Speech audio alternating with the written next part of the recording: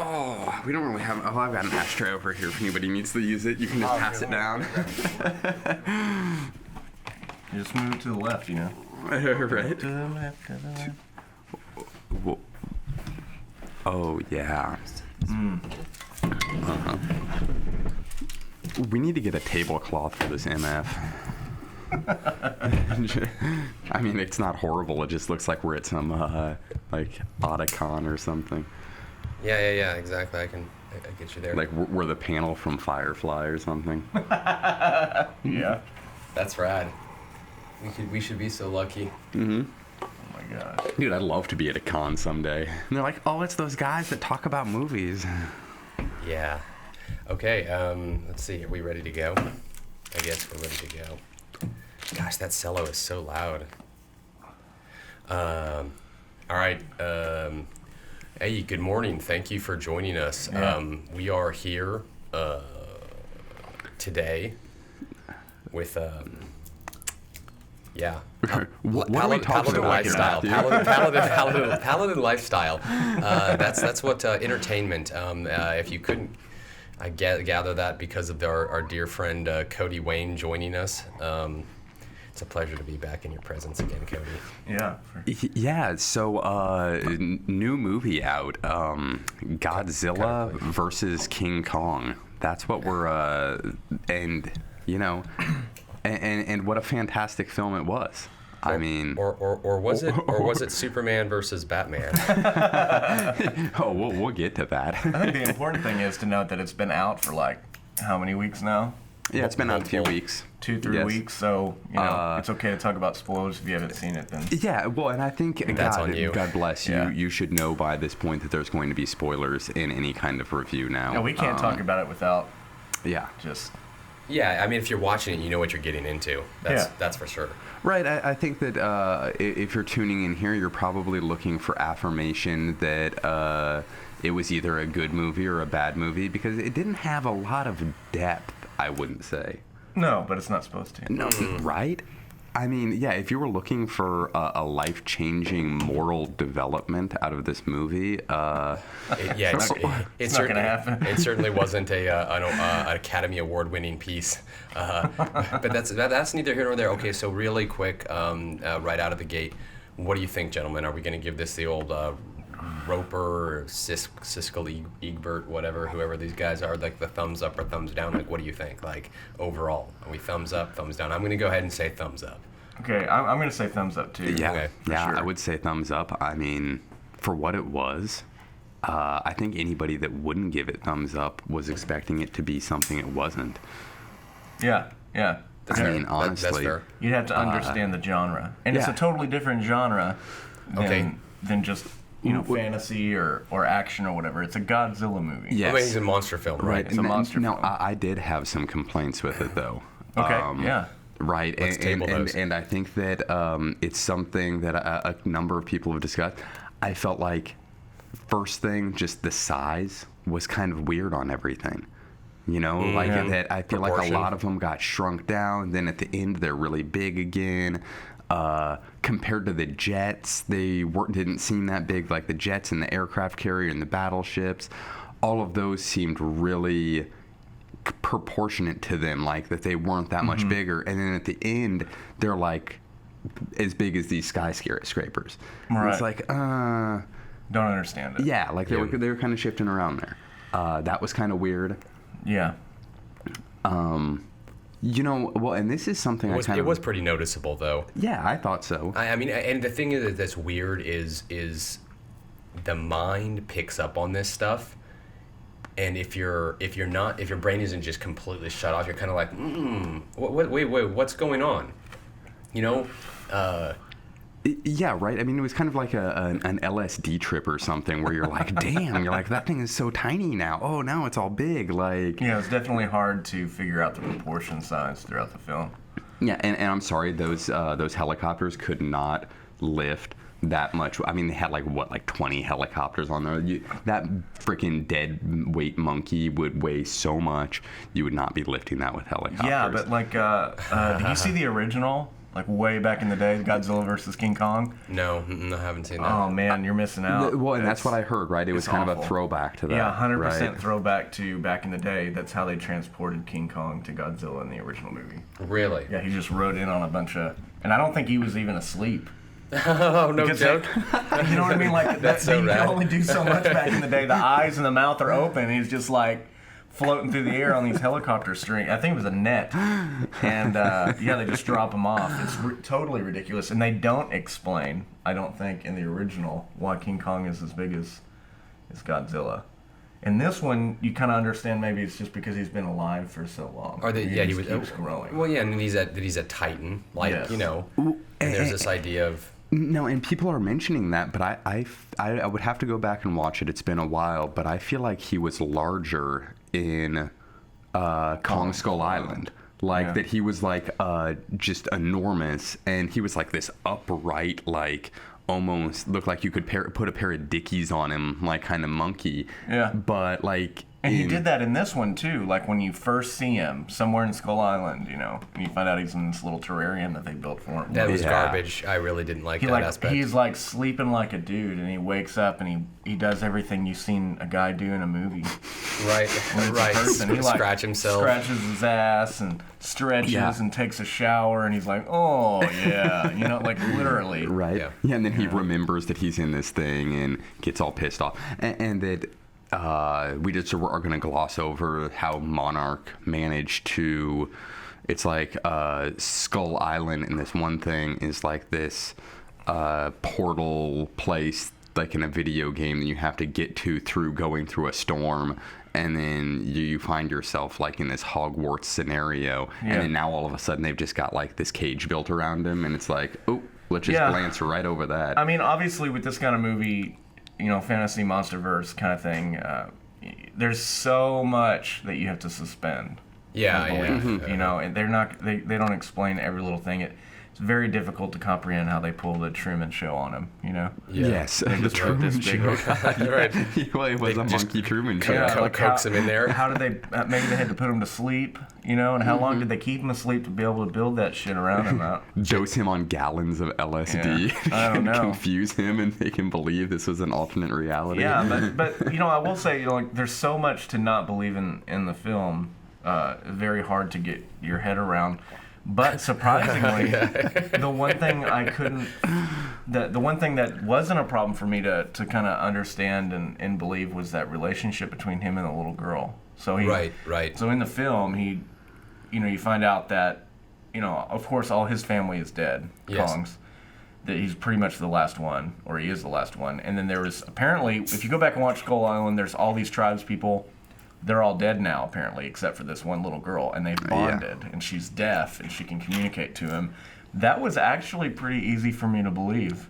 Yeah, I don't know, know, agree with right? that. Well, and I agree with I that. think who was it? Coco, like the ape Coco, like that made it really believable. And I felt like the only thing that wasn't believable about that is that the doctor chick that like is supposed to be the head bitch in charge is just like, oh my god, like he can sign. Like, all of a sudden He's a smart motherfucker. right? And she never picked up on it. It's like, you Never. are documenting this thing.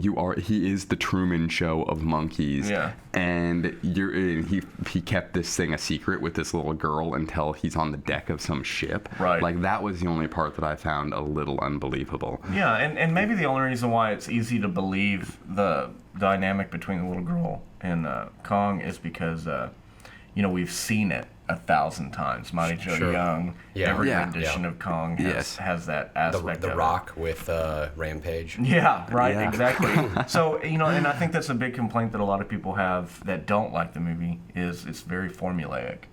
It's very predictable. You know exactly what's going on. You know that Apex is probably going to be, like it says Apex Industries or whatever, right? Cybernetics. Cybernetics. Yeah. What is obviously attached to Apex Cybernetics or Cybernetics at all? Yeah. It's got to be Mechagodzilla. Yeah. Yes. You can Right. see all this stuff happening at the very beginning. Even It's in the all- name Apex, like, oh, we're gonna be 100%. we're gonna be the Apex. and the again, dude gives Right. it away. The owner of the company, the CEO, gives it away. Says we're coming up with something that's going to put men back on top Yep. of Godzilla. And Yep. it's like, okay, well, that's obviously going to be Mechagodzilla. Right. So you can see all the things that are going to happen before they happen, and I think people just didn't like that. But you know, you're not going there to watch the story. You're going there to watch two giant creatures fight. Well, and I thought that it was. Yeah. And fight they did. We're not watching Forrest Gump on TV. There's Right. no need to develop a story. You know, that's the thing. Back in the day, like, people just went to see Godzilla. Who's Godzilla going to fight this time?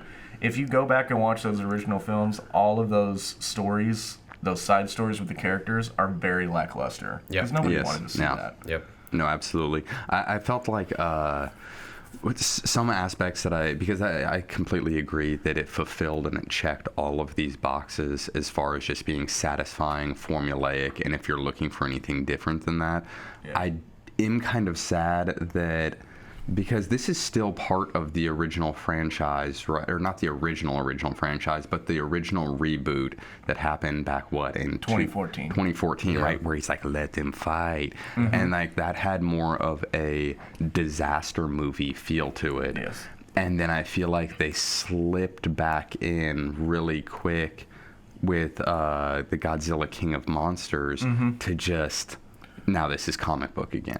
Right. Well, and the thing is even that in itself is a box check, right? Because the original Godzilla movie was a disaster movie. It was meant to be a metaphor for The atomic bomb. the atomic bomb, Yeah. and the creation, how it affected those people, you know. Sure. Oh. And so wow. that it was meant to be a disaster movie. But Gosh. then what do you do after that? You can't just keep honing in on disaster. You got to bring in something else. So that's why you got Wow. Godzilla raids again, and he's fighting, you know, some other creature. And now Ghidorah. suddenly, no, I think it was, I can't remember which one it was. It was like he's a porcupine. Wait, which one was this? Godzilla raids again. It's the second one. Oh, okay, yeah. Mhm. So, or I think in Japanese it was Godzilla versus so and so, but I can't remember the character's name. It's not a very interesting one. But there's only so much that you can do Yeah. at that point anymore. And so it's the same thing. You know, the first one was very disastrous, and they do talk about the whole atomic bomb thing and whatnot. You feel those emotional punches through that one character, you know. And but then after that, like, what do you do with King Kong with Godzilla? No, right. Yeah. You know, there are. You're not wrong. I'm just saying it's still Yeah. explainable. Speaking of that, there are some ironies, I think, in the I guess I won't say the metaphors that are produced, because even inside of like what you just said, that it's like Godzilla, and I didn't know that there's he's this metaphor to the atomic bomb and like the horror of creating the atomic bomb, and it's kind of one of these. I think it's Hiroshima as well. Yeah. Okay. Specifically. Yeah. Specifically. Okay. And so it's like, okay, well, I understand that, and like for the first go, that's all good and fine. But then Godzilla comes back and he's wailing the trash out of these other monsters, actually protecting the humans. And so you're kind of thinking, well, wait a second, like what is this now? And maybe that's just like you said, there was no other option. So, because it's kind of like I'm gonna fast forward to the end. I want to kind of take it like more step by step if we could, because we kind of started off with the beginning, you know, King Kong on the island, very blah blah organized blah. No, that's okay. But I would like to point out at the like towards the end, the fact that. And I don't really want to say that I liked the idea that Mechagodzilla got out of hand, but it is an interesting metaphor, because it's like man creates all of this science, and science is going to save the day, and then they lose grip on science, and science is now out of the bag and ready to destroy mankind as well, which I thought was a really unique. I don't know if they meant to do that, but that's just how I'm taking it, because it's like we're in this day and age where it's like science is going to save everything, and it's like, well, I don't know, maybe take a picture, you know, a page from Kong versus Godzilla, and it's like science is ultimately going to get out of your hands and F everybody. And nature will have to beat it back into Right, submission exactly. with a giant axe. Yeah, and atomic breath. Right. Well, and so were they saying at the end of it, like, was that Ghidorah? Yes. Or Monster Zero, Ghidorah, or whatever they're calling it? Yeah, so Ghidorah. essentially what happens is they build this giant robot, and the way they Mechagodzilla. control it is through like A psychic link. Yeah, which is interesting because in the old ones, when it came to Ghidorah and Mothra and stuff, there was always these two like alien Asian girls that popped up, and it had a lot to do with aliens and telekinesis and stuff like that. So they kind of brought that out again in the new stuff, and it's like, okay, well, we have Ghidorah's skull that we saw in the end credit scene of King of the Monsters, and we're using that as a hyperlink for this thing. Right, yeah. And essentially, because we know that Ghidorah was evil, and they talk about how they the heads were so far apart that they communicated through telekinesis. Yeah. So the idea is that for some reason, Ghidorah's spirit or thought is still there, and it eventually just takes over. So really, they're fighting Ghidorah through Mechagodzilla, right. which kind of makes sense. Sure, I could believe that. There's so many unbelievable things about this film. 100%. Right. But the one thing that I can't get past is the one basic thing. I mean, they go through the center of the earth and they find the hollow earth. Okay. They find a giant temple with a monkey temple that was obviously carved by people. Yet how advanced was, it just raises questions like how advanced was Kong's species? Right. Because they essentially built all this and it was like a man temple. Okay, I can get past that. Where does the sun come from in the center of the earth? I don't know. I can get past I didn't even think about that. You know what I mean? I can get through all that. That stuff was fun, adventurous to see. Bioluminescence. They have this ridiculous, like, the kids that are, there's different stories going on. The kids that are trying to solve the mystery of what Apex is doing. They're the most non-essential. I was going to say that was the most unbelievable aspect of it to me was the character development. So I guess I can get behind this underground tunnel train that goes from Florida to Hong Kong that doesn't pass through Hollow Earth, but somehow gets there. All this stuff I can believe. What I can't believe is that these kids are trying to break into Apex cybernetics, and there's really no try. They just do it. Right. They get on the train without anybody noticing. They get into the facility without anybody paying attention. Yeah. And then when she goes to put in the passcode on the glass, she literally types in 1, 2, 3, and they get in. And it's only when they pop a lid and get into a little glass room that some lady sees them. They've been in the facility for like a day. Right. It's like so they're building ridiculous. Mechagodzilla and have like the security of a fitness club. Yeah, but everything else, Yeah. Well, no, and I think it would have been kind of fun if they would have found a reason for Apex to be like, oh, we knew that you were coming and we wanted you to be here, like you dumb slags, like or whatever reason, like made up some reason, or not make up a reason, like they didn't need. I mean, at the end of this movie, their power source that they really needed, they just needed to see it. Apparently, they're in the earth. The signature. They're in the center of the earth, and they put this thing down on the. I guess it's some radiated rock that charges up the axe that King Kong uses. Like it even had a place. Weapon. That's what I'm saying. Like this place was carved by people because it even had a specific cutout place for him to put that axe. There, that it was meant to go there. And then they have all of this radiated rock that's supposed to be the same power source from Godzilla's, his spikes. They sit the crate down. It drills into it, and they're like, okay, we're setting the link. The power signature. A power signature. In every other movie, Iron Man, freaking Jurassic Park, whenever there's a data bar, it's always going super slow. Like, oh man, is it going to make it? This one is like, zip, we got it. That's all we need. And we should be able to duplicate it in a couple of minutes. Yeah. Wow. How could you? Maybe you needed it. King Kong's axe was a spike from Godzilla's back, like one of his ancestors or whatever. He actually had a physical thing he had to charge up and then take it to use. But these people just needed to look at it. You're right. They didn't need to take a sample back. It was drill, upload the link. Okay, we've got it figured out. Now it's the most important. What kind of generator was producing? And what kind of generator was producing it after the fact? And again, okay, they have anti-gravitational technology. So I mean, at this point, at some point, you just have to go, all right, well, these guys are I mean, they can do whatever they want to do because they have anti-gravity weapons or anti-gravity technology. But if you're okay with the suspension of belief in a lot of these areas, and it's more fun than aggravating to talk about these things, like our situation here. I enjoyed all of these things, and I thought it was funny to kind of poke fun at it, and it didn't ruin the movie. It was just a lot of suspension of belief, I think. So speaking also of, I don't want to say issues with the movie, but it was really, so that the little girl that's in it, she brings along her goofy friend who is supposedly totally out of the loop as far as like being an adventurer, and he doesn't get anything done, and da.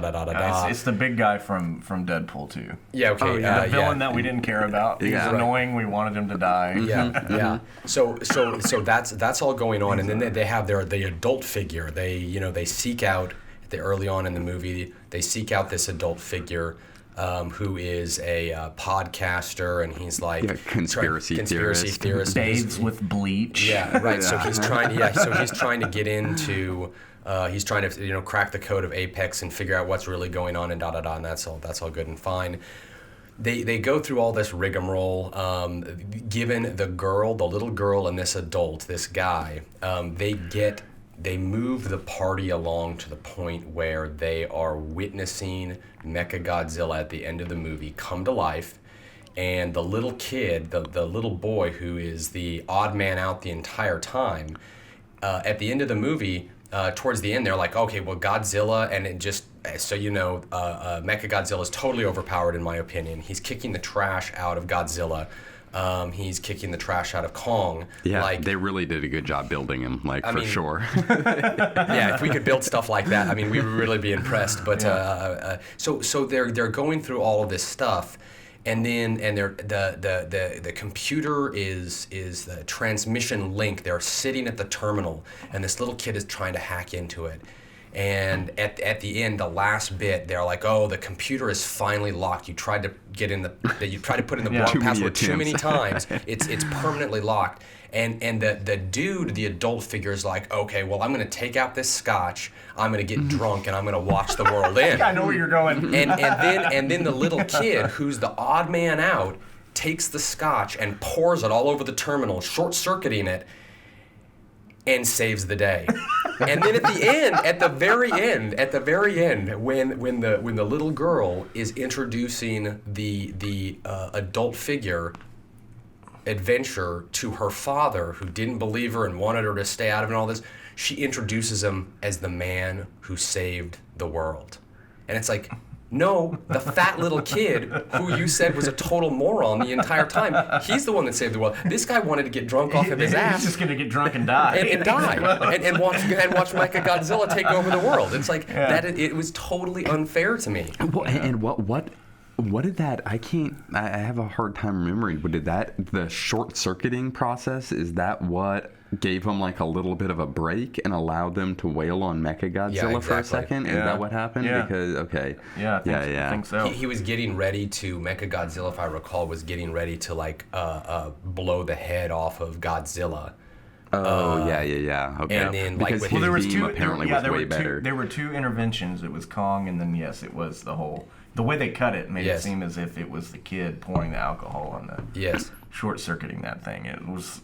And it interrupted the transmission or whatever. But again, look, fun movie, yes. Again, and the thing that I did think was a little apropos is that in the movie prior to this, it was named Godzilla King of Monsters, and he whoops up on Ghidorah with the help of mankind, right? I guess we aid him by dropping a nuclear bomb on him and setting it off and supercharge him. Yeah.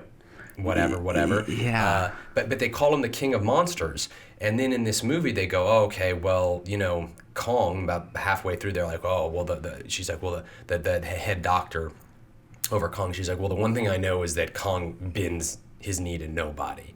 And it's like, oh, well, at the end of the movie, you didn't have to bend a knee. Like, Godzilla totally stomped the shit out of him. Yeah. And I'm going to be real honest and say, so he was the King of Monsters. He was the King of Monsters. I'm gonna say, And I like that. I think one of my biggest issues, because there's a lot of great things I love about this movie, and it really has nothing to do with the plot or anything like that. My biggest issue is people were wondering what's going to happen in this movie weeks ago, before it released, and I believe it was Warner Brothers or somebody, and it could have been it could have been just somebody saying it online. I believe I read an article where they stated that this was going to be Godzilla versus King Kong. This was not going to be like every other versus movie, like Batman versus Superman, for instance, where the two guys fight and then they have to come together and fight an outside source. And yet, so and then that's exactly it. So then, maybe there is no winner or loser. No, they said this is Godzilla versus King Kong, and there is a definite winner and a definite loser. And they were right, but they were kind of not right. Like there was a definite winner. Like Godzilla definitely won. And had it not been for the outside source, they probably would have just let Kong die. Yes. But they bring Kong back to life, essentially, and then they join together and fight this outside source. So, they lied, but they didn't lie.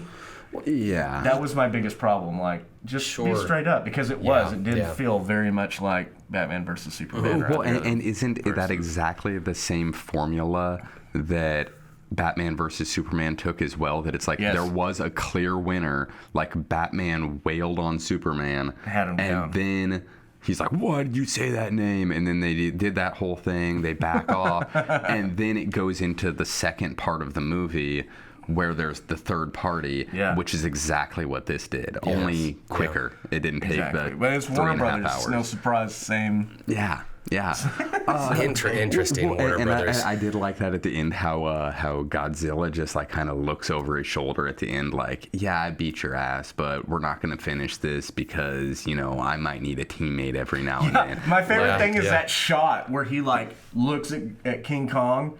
And then he turns away from him and starts walking. And they do it from like the viewpoint of like Godzilla's coming towards the camera. And you got King Kong off in the background. So it's almost like a breakup. It's like in a movie when somebody's walking away from somebody. Godzilla's just like, I'm leaving this bitch. He's in the background. Right? It looks so weird. Well, and he kind of has that look like you don't need to bend your knee because you're already on your ass. Like, right. But showing that he has more understanding about social interaction than Daenerys did in Game of Thrones when she's just like, bend the knee or burn, motherfucker.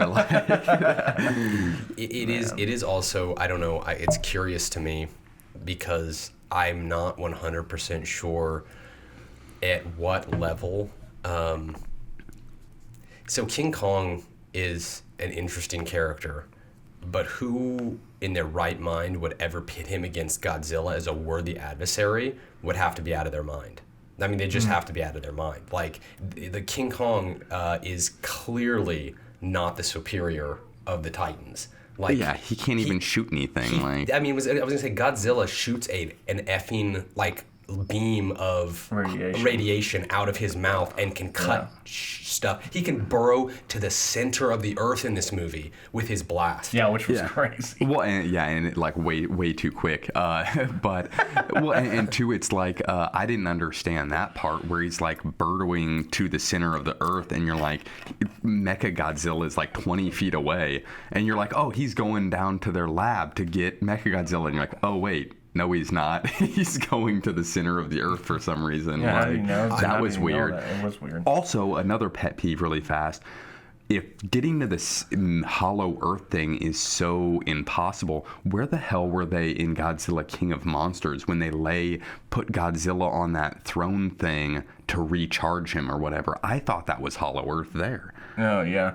I don't know. But they just like go into this big cave apparently in their nuclear submarine, and they weren't really hollow earth yet. Yeah, but what's really weird. What's weird about that is that you still got a sense that was built by humans. Yes. There was a civilization that worshipped Godzilla back in the day, and they built this huge structure and temple, and you could obviously see that it was little people that built it.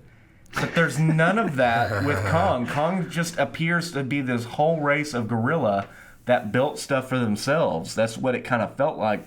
Sure. Because no I mean, like the steps in the temple for Godzilla were still steps for people to walk down. Yeah. The steps for the steps in King Kong, for King Kong's thing, it was steps for King Kong to walk down. So Yes. did his ancestors carve those? Yeah, or what? and the door was his size, all of that. And I think that maybe that's what they were saying is if he had his people around, like maybe he would be this an intelligent race. Yeah. But because he didn't have his pals, he was now this dumb monkey that he learned how to sign, though. That was pretty cool. Well, and speaking of the Godzilla drilling a hole to Hollow Earth, like I don't want to say, wouldn't that do something? I mean, wouldn't that mess up the gravity well or something like that? I mean, Right, again. No idea. just turn your brain off. Turn your brain off. It's more entertaining to do that in these films. Yeah, the bad people get theirs. The other thing that I'm just gonna throw this out there is, okay, so, and I know that it makes for good theatrics. Again, turn your mind off. So they send King Kong out on this boat towards the beginning of the film. They're going to take him to Hollow Earth. He's going to lead the people there and da-da-da-da-da. Okay. They have him on this big barge, this big super tanker, I guess. Now, they bring along a battleship and an aircraft carrier and some destroyers and all this stuff. And every single one of these things represents thousands of human lives and billions of dollars. Yeah. And they know that if Godzilla shows up, all it's going to do is get destroyed. So why the heck are they there?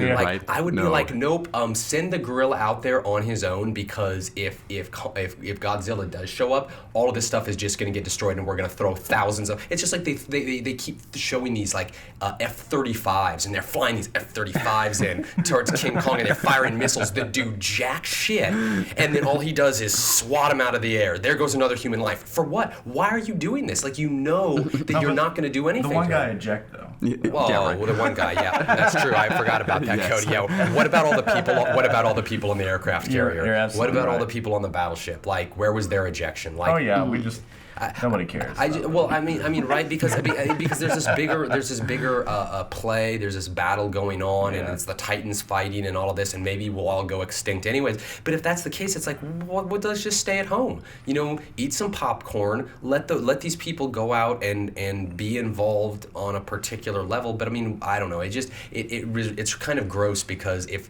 the human race actually acted like that, I would be very despondent about it. Like, I would be disgusted with our military saying, all you're going to do is throw human lives away. You're just going to throw blood. Right. Yeah. Well, and that's where I think that they lost the disconnect from the first one, where it was more like, hey, we just need to back off. Like, maybe we'll Yeah. try to intervene a little bit. Like, we'll help one or the other if we can. Yes. But outside of that, we're going to stay as removed as we can. Let and them then fight. with like the whole monarch thing in Godzilla King of Monsters, it really kind of brought back in that human element that it's like, well, now we're going to control these things. We're going to talk with them with these little boxes and make Yeah. them do what we want. And I felt like that they could have maintained a little bit more of that disaster movie and still have the human element, obviously. You know, for that's sure. what we watch movies for, is the human element. But we also watch them to see giant monsters brawl.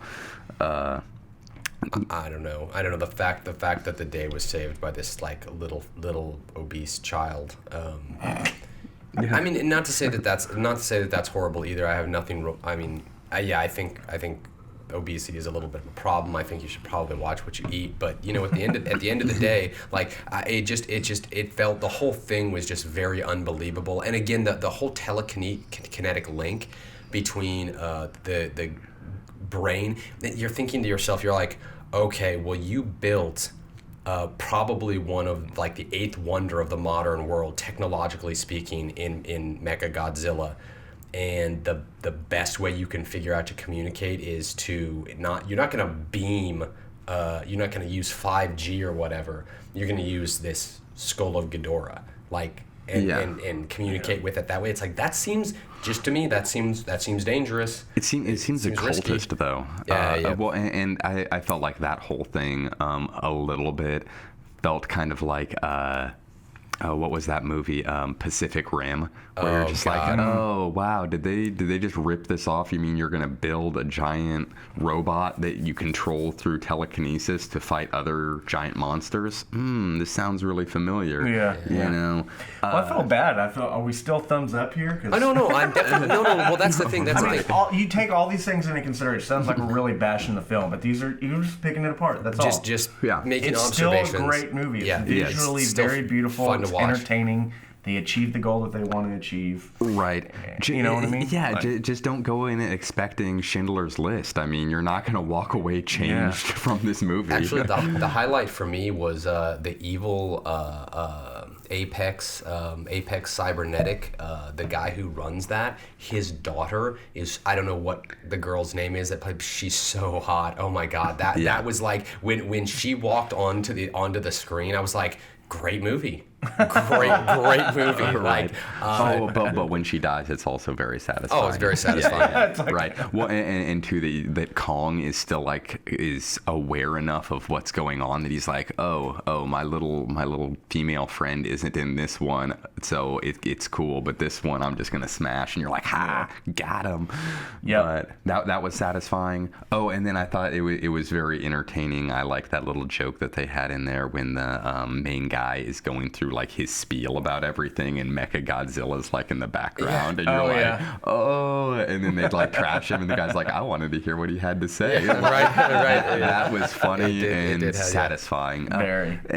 So yeah, I mean, I would still keep it a thumbs up. Yeah, absolutely. But it's just, and I think that the little idiosyncrasies are what make movies like that fun. I mean, that's what made the classics movies fun. Is like, oh man, you could totally tell it was a dude in a suit right there. Like, Yeah, I agree with that. And again, you can't go into these expecting a whole lot. Like there is, we were talking in here in the shop the other day about how there are certain movies, that the two that come to mind, like the Star Wars universe, and then of course like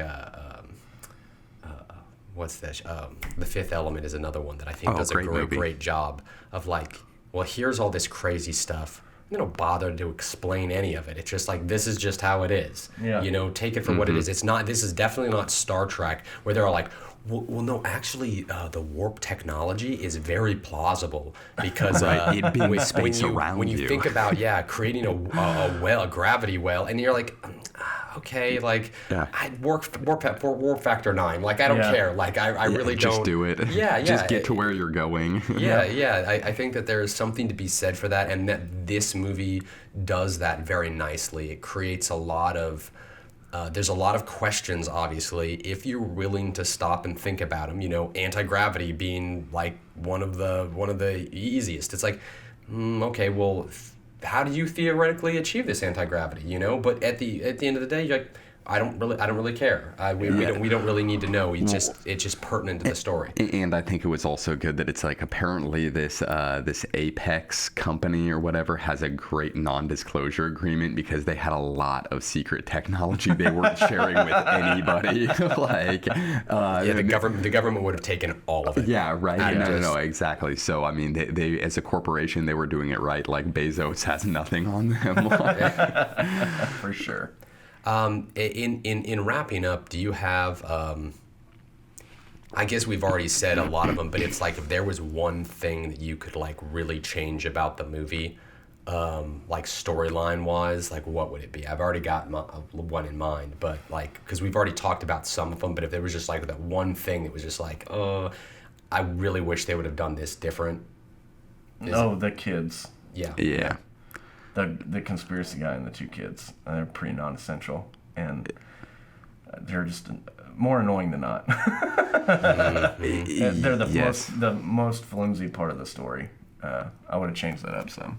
Yeah, I kind of wish that instead of Ghidra going or like taking control like through his dead skull or whatever, or Monster Zero, I think it would have been maybe a better human story if like the actual pilot would have raged and like it would have messed with him, like the power. I feel like that would have made it maybe have a little bit more depth of human emotion and character. If it's like, oh, now this guy is so drunk on power that he blasts his own the boss. Yeah. You know, like That would've been cool. Right. I feel like that would have been just a little bit deeper than being like, oh, his brain is fried and now this monster took control. Like that was kind of weird.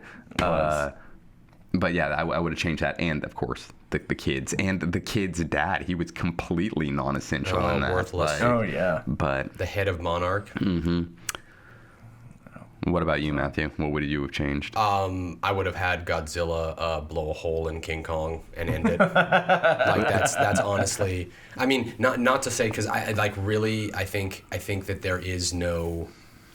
I don't want to say that there's no movie after this, but unless they do like a Monster Justice League, Yes. and I think it would have just been. Obviously, they couldn't, because Kong becomes like this. The missing link between humanity and whatever, the Titans or something like that. Yeah. And so there was this real deep connection. Where Godzilla, it's weird because it's like they keep making him this like anti-hero, where he's a hero but then he's not, and then he is but he isn't. And it's like, oh, well, they're gonna fight. And it's like, it would have just been kind of refreshing to have him like canoe Kong's head and be like, oh my god, like They're like, see, there was a winner. there was a I mean I don't know that I really would want to see that, but at the end of the day, it would have been more gratifying, I think, as a monster film to be like, oh, well, gosh, they are actually monsters, or there's this actual thing, because they build up this whole thing of like, oh, they're Titans and they're gonna fight and they're gonna do all these things, and of course the little girl talks Kong down. And she's like, oh, he's your friend. Trust me. And so Kong goes, okay, well, I'll go help him out.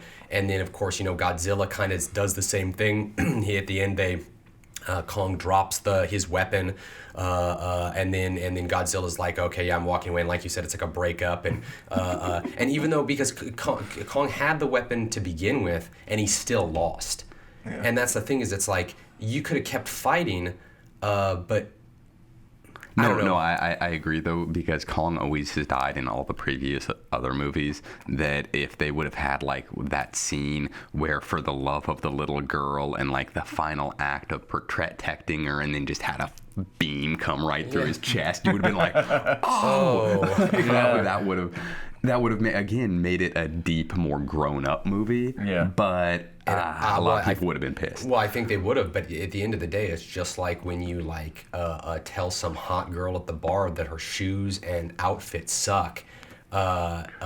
She's gonna remember that. And I think that people would have remembered this film. Nagging, I believe they call that. Yeah, exactly. So they should have nagged the audience. Big time. No, I think you're right. Go watch the film, though. It's fun. If you haven't seen it, it's not. I mean, I'll probably watch it again someday. I mean, hopefully I'll be in the process of making out hard with some chick as opposed to really paying attention to the film. But yup. Yes.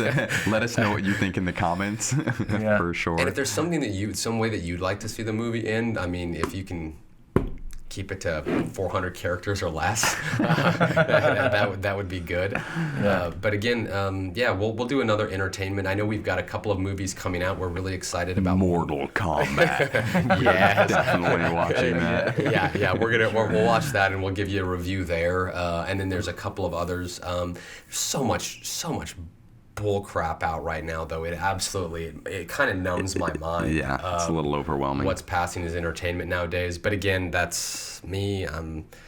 As you can tell, the three of us, if you couldn't pick it up on it, we're a little hard to please. But easy to please, I feel like, too. Yeah, I mean, we understand what a movie is. Never forget that. All right, well, keep on going. Keep on doing your thing. We'll catch you next time. You guys have a great day. Yeah.